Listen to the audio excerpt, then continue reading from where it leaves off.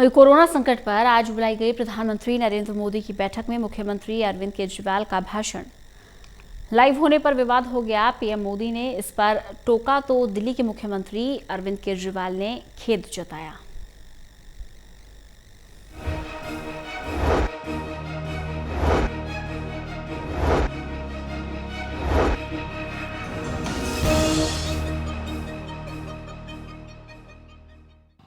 देश में बढ़ते कोरोना संक्रमण की चुनौती के बीच राजनीतिक घमासान भी देखने को मिल रहा है।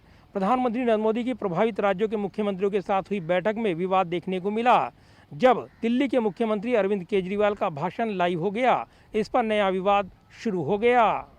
देश में कोरोना महामारी के कारण हाहाकार की स्थिति है। वहीं बढ़ते कोरोना संक्रमण और ऑक्सीजन कमी को लेकर राजनीतिक घमासान भी देखने को मिल रहा है। प्रधानमंत्री नरेंद्र मोदी ने कोरोना प्रभावित राज्यों के मुख्यमंत्रियों की बैठक बुलाई। बैठक में अरविंद केजरीवाल ने प्रधानमंत्री नरेंद्र मोदी के सामने अपनी बात रखी। बैठक में केजरीवाल ने जो कुछ कहा उसका वीडियो सामने आ गया। इसे केजरीवाल द्वारा प्रोटोकॉल का उल्लंघन बताया गया है। प्रधानमंत्री और मुख्यमंत्री की बातचीत लाइव करने पर प्रधानमंत्री नरेंद्र मोदी की ओर से आपत्ति जाहिर की गई। मेरा विश्वास है देश में अगर कोरोना के खिलाफ एक नेशनल प्लान होगा तो हम सभी राज्य सरकारें और केंद्र सरकार मिलके इस दिशा में काम करेंगे। सर, कोरोना की वजह से दिवंगत आत्माओं को शांति मिले। हाँ जी सर। ये हमारी जो परंपरा है, हमारे जो प्रोटोकॉल है, उसके बहुत खिलाफ हो रहा है कि कोई मुख्यमंत्री ऐसी इन हाउस मीटिंग को लाइव टेलीकास्ट करे। ये उचित नहीं है। ये हमने हमेशा संयम पालन करना चाहिए। इस पर दिल्ली के मुख्यमंत्री के कार्यालय की ओर से सफाई भी दी गई। बाद में केजरीवाल और दिल्ली सरकार ने माफी मांग ली। केजरीवाल ने कहा कि उन्हें पता नहीं था कि बैठक के लाइव प्रसारण पर रोक है। ठीक है सर, इसका ध्यान रखेंगे आगे से।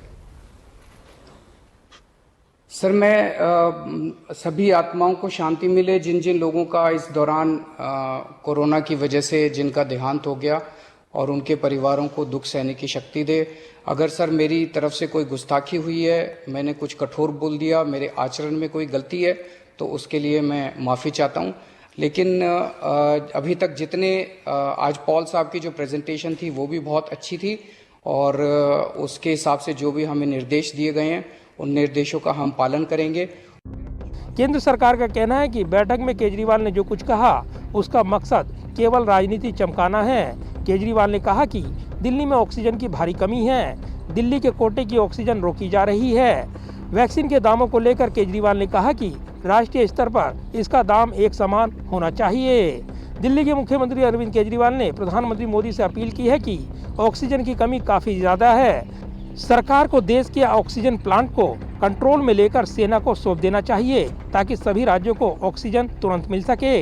अरविंद केजरीवाल ने कहा कि वो सीएम होकर भी कुछ नहीं कर पा रही हैं। अरविंद केजरीवाल ने अपील की कि हवाई मार्ग से भी ऑक्सीजन मिलनी चाहिए, जबकि ऑक्सीजन एक्सप्रेस की सुविधा दिल्ली में भी शुरू होनी चाहिए। केजरीवाल ने कहा कि अगर ऑक्सीजन के संकट को दूर नहीं किया गया तो दिल्ली में त्रासदी हो सकती है। अरविंद केजरीवाल ने पीएम मोदी के सामने कहा कि कई अस्पतालों का फोन लगातार आ रहा है कि 1 ही घंटे का ऑक्सीजन बचा है, हम क्या कर सकते हैं। केजरीवाल ने आरोप लगाया कि कुछ राज्यों ने ऑक्सीजन के टैंकर रोके हुए हैं। दिल्ली सीएम ने कहा कि कई बार उन्होंने केंद्रीय मंत्रियों से मदद मांगी, जो मिली भी, लेकिन वो भी अब थक गए हैं। केजरीवाल का ये बयान सार्वजनिक होने के बाद सरकार की ओर से पलटवार किया गया। कहा गया कि केजरीवाल ने जानकारी के अभाव में तमाम बातें कही हैं। केजरीवाल ने वैक्सीन के दामों पर झूठ बोला, ये जानते हुए भी कि सरकार वैक्सीन का एक भी डोज अपने पास नहीं रखती।